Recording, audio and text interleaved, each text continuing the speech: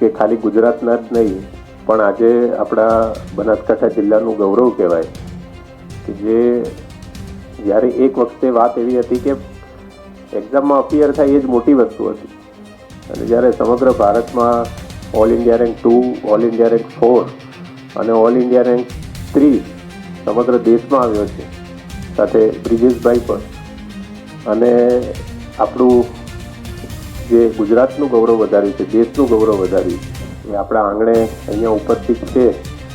આ ક્ષણ આપણા માટે ખૂબ મોટી ક્ષણ છે. તો આપણે બધા ફરીથી એકવાર તાલીઓ વગાડી અને આ જે ટોપર્સ છે એ ટોપર્સનું અભિવાદન કરીશું. પહેલાં 10 વર્ષ પહેલાં આજે માર્ગદર્શન સેમિનાર અને એમાં હું પણ ઘણા ઉત્સાહપૂર્વક જતો હતો. આ કાર્યક્રમનો વિચાર મને ત્યાંથી આવ્યો. પણ હવે શું થાય કે યુપીએસસી એ ટ્રેન્ડ વાઇઝ કામ કરે, લગભગ દર 2-3 વર્ષે એના ટ્રેન્ડ બદલાતા જાય અને જે તાજેતરમાં વિદ્યાર્થીઓ પાસ થયેલા હોય એ લોકો આ પરીક્ષા સાથે નજીકથી સંકળાયેલા હોય છે. એટલે કઈ રીતે તૈયારી કરવી, શું વાંચવું જોઈએ, શું ના વાંચવું જોઈએ, એનું માર્ગદર્શન તમને બધાને ખૂબ સારી રીતે આપી શકે. લગભગ બપોરે 3-1 વાગ્યાનો સમયગાળો હતો. એક બેન મારી કચેરીએ આવ્યા હતા એમના મધરને લઈને.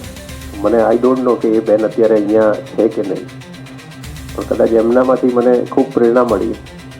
અને લગભગ કોમર્સમાં હતા અને મને આવીને એક સવાલ પૂછ્યો કે સર મારે આઈએએસ બનવું છે, શું કરવું જોઈએ? એટલે મેં કીધું કે કહેવામાં તો હું ઘણું બધું કહી શકું, પણ જો હું પ્રામાણિકતાથી કહું તો હવે હું જૂનો થઈ ગયો છું. મારે એક્ઝામની જ્યારે હું તૈયારી કરતો તો એને 10 વર્ષ થઈ ગયા. યુપીએસસી ટ્રેન્ડ ઉપર કામ કરે છે એટલે હું બેઝિક તો તમને નોલેજ આપી શકું છું, પણ એકચ્યુઅલી તૈયારી કેવી રીતે કરવી, કેવી રીતે ના કરવી, એના કરતાં તમે જો પીપામાં આપણા હમણાં જ વિદ્યાર્થી મિત્રો ઘણા બધા ક્લિયર કર્યું છે, એમની પાસે માર્ગદર્શન મેળવશો તો કદાચ તમારી મારા કરતાં વધુ સારું માર્ગદર્શન આપી શકે અને તમારી તૈયારીનો સમયગાળો ઘટી શકે. તો કે સાહેબ પીપામાં જઈશું તો અમને ત્યાં કોઈ જવાબ આપશે? એટલે મેં કીધું જાઓ પીપામાં, તો સમગ્ર ગુજરાતમાંથી કોઈ પણ જાય દરેકને ત્યાં ગાઈડન્સ ને બધું મળે છે. મને એક વિચાર એવો આવ્યો કે બેનનો પ્રશ્ન તો વ્યાજબી હતો. અહીંયાથી આપણા ઘણા બધા તાલુકામાં, ગામડાઓમાં વિદ્યાર્થીઓ હોય, ત્યાં અમદાવાદ જાય, ત્યાં કોને મળે, શું થાય. એટલે તમે વિચાર આવ્યો કે એક પ્રયત્ન કરી જોઈએ, પીપાને પૂછીએ કે જે ટોપર્સ છે અહીંયા આવી શકે. એ બેન ગયા ને 1 કલાક પછી મેં બ્રિજેશભાઈને ફોન કર્યો. બ્રિજેશને મેં કીધું કે આવી રીતે અમારો વિચાર છે અને ડિસ્ટ્રિક્ટ એડમિનિસ્ટ્રેશન તરીકે મારી એવી વિનંતી છે કે અમારા બનાસકાંઠા જિલ્લાના અહીંયાના જે યુવાઓ છે ટોપર્સ અહીંયા આવશે, તમને ખૂબ માર્ગદર્શન મળી રહેશે. એટલે મને થયું કે થોડુંક આ ના કરવું પડશે, એવું હોય તો એમના બી સાહેબ છે, એમના થ્રુ ભલામણ મારે થોડી કરાવવી પડશે. પણ સરપ્રાઇઝિંગલી એ જ ફોનમાં 1 પણ સેકન્ડનો વિચાર કર્યા વગર બ્રિજેશભાઈએ કીધું કે હા સાહેબ ગોઠવી નાખીએ, હું ટોપર સાથે પણ વાત કરી લઉં છું. એટલે જે તમને બધાને માર્ગદર્શન આપવાની પીપાની પ્રતિબદ્ધતા, જે ટોપર્સ છે એમની જે પ્રતિબદ્ધતા, એ ખરેખર સરાહનીય છે. નમસ્તે, મારું નામ પાર્થ રાવલ છે. હું સ્પર્ધાત્મક પરીક્ષાઓની તૈયારી કરી રહ્યો છું અને પાલનપુરનો વતની છું. આજ રોજ બનાસકાંઠા જિલ્લા કલેક્ટર શ્રી મિહિરભાઈ પટેલ, બનાસકાંઠા વહીવટીતંત્ર અને સ્પીપા દ્વારા એક સુંદર સરસ મજાના યુપીએસસીના સેમિનારનું આયોજન કરવામાં આવ્યું હતું. આ સેમિનારના આયોજન થકી બનાસકાંઠા જિલ્લાના દરેક વિદ્યાર્થીઓને યોગ્ય પરીક્ષા માટે માર્ગદર્શન મળ્યું છે, તેમજ પ્રેરક બળ પ્રાપ્ત થયું છે. તે બદલ બનાસકાંઠા જિલ્લા કલેક્ટર શ્રી, વહીવટીતંત્ર અને સ્પીપાનો ખૂબ ખૂબ આભાર માનું છું. કલેક્ટર શ્રીના માર્ગદર્શન હેઠળ અહીંયા સરહદી વિસ્તાર બનાસકાંઠામાં એક સુંદર કાર્યક્રમનું આયોજન કરવામાં આવ્યું છે, જેમાં અમે અહીંયા આવીને બધા વિદ્યાર્થીઓને માર્ગદર્શન આપ્યું છે. મને વિશ્વાસ છે કે આવા સુંદર કાર્યક્રમથી આગળ આવીને બીજા જે બધા વિદ્યાર્થી છે એમને એક મોટિવેશન મળશે અને એ પણ અહીંયા આવીને ફ્યુચરમાં કલેક્ટર બનીને આવશે અને બીજા લોકોનું માર્ગદર્શન કરશે.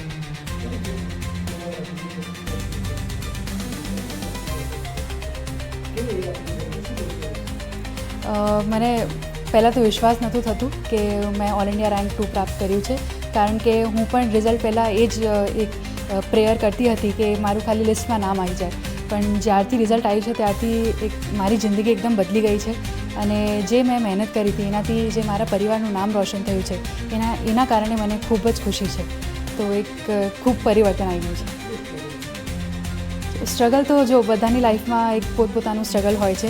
મારી લાઈફ પણ હતું, જેમ કે મારી માતાનું અવસાન થઈ ગયું હતું 2014માં.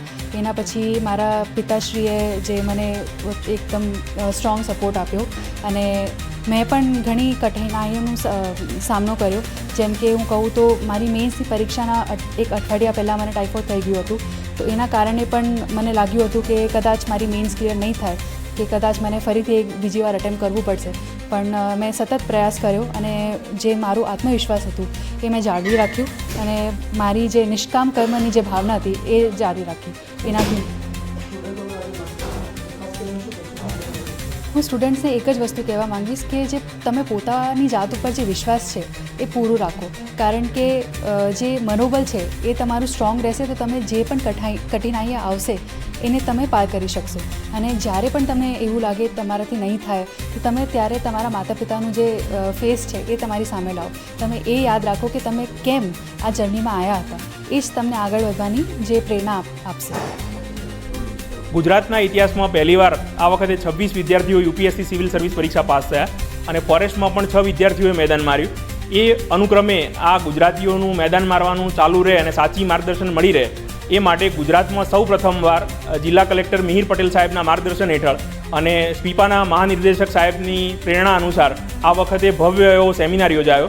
અને બનાસકાંઠાના જે છેવાડાના વિદ્યાર્થીઓ છે એમણે 1000થી વધુ વિદ્યાર્થીઓએ આનો લાભ લીધો અને પ્રેરણા લીધી. અને આ જે આખો સેમિનાર છે એમાં 4 ટોપર જે સ્પીપાના અને ગુજરાતના ટોપર છે કે જેમણે બીજો રેન્ક, ચોથો રેન્ક, 30મો રેન્ક પણ મેળવ્યો છે, એ ત્રણેય વિદ્યાર્થીઓ અને જે પાલનપુરનું ગૌરવ છે બ્રિજેશભાઈ, એવા 4 ટોપરોએ આ વખતે વિદ્યાર્થીઓને માર્ગદર્શિત કર્યા. અને આ વખતે સૌથી મહત્ત્વની વાત એ હતી કે ટોપ 30માં 3 ગુજરાતીઓ, અને ત્રણેય ગુજરાતીઓ બનાસકાંઠાના આંગણે એક જ છત્રછાયા નીચે માનનીય કલેક્ટર સાહેબ મિહિર પટેલ સાહેબની પ્રેરણાથી એક જ છત્રછાયા નીચે સમગ્ર બનાસકાંઠાના વિદ્યાર્થીઓને પ્રેરણા મળે એવો જિલ્લા વહીવટીતંત્રએ પ્રયત્ન કર્યો, અને સ્પીપાના સહયોગથી આ એક સેમિનાર સફળ થયો. મને વિશ્વાસ છે કે સાહેબે જે વિઝન જોયું છે અને જે પ્રેરણા મેળવી છે, તો સ્પીપાની છત્રછાયા નીચે અને ગુજરાત સરકારના એક જે મહેનત જે દિશામાં લાગી રહી છે એ પ્રમાણે હવે ગુજરાતમાંથી યુપીએસસી સિવિલ સર્વિસ પરીક્ષામાં જે રિઝલ્ટ આવ્યું છે એ દિન પ્રતિદિન વધતું જ રહેવાનું છે, અને એમાં બનાસકાંઠાની અને જે સાહેબ છે એમની પ્રેરણા બહુ મોટી ભૂમિકા ભજવતી રહેશે. આભાર. સૌ પ્રથમ જિલ્લો છે બનાસકાંઠા, જ્યાં આજે એક સેમિનાર આયોજવામાં આવ્યો હતો માનનીય કલેક્ટર સાહેબ શ્રી મિહિર પટેલ સર દ્વારા અને સ્પીપાની સાથે કોલેબોરેશનમાં. આ એક એવો સેમિનાર હતો જ્યાં અમે 2000થી વધારે વિદ્યાર્થીઓને અમારી સ્ટોરી શેર કરી શક્યા, આ યુપીએસસી જર્ની વિશે ઘણું બધું માર્ગદર્શન આપી શક્યા, અને કલેક્ટર સાહેબ શ્રી અને સ્પીપાના ફેકલ્ટી દ્વારા ઘણી બધી સ્ક્રેચથી ઇન્ફોર્મેશન આપી. ઘણા બધા આ સરહદી વિસ્તાર હોવા છતાં આટલા બધા વિદ્યાર્થીઓને આ વસ્તુનો એક્સેસ મળ્યો, તે માટે હું જિલ્લા વહીવટીતંત્રને ખૂબ ખૂબ અભિનંદન આપીશ, અને સાથે સ્પીપા જેવી ઇન્સ્ટિટ્યુશનનો પણ ખૂબ આભાર માનીશ કે આટલા બધા વિદ્યાર્થીઓને આટલી સારી ઇન્ફોર્મેશન એમણે પ્રદાન કરી.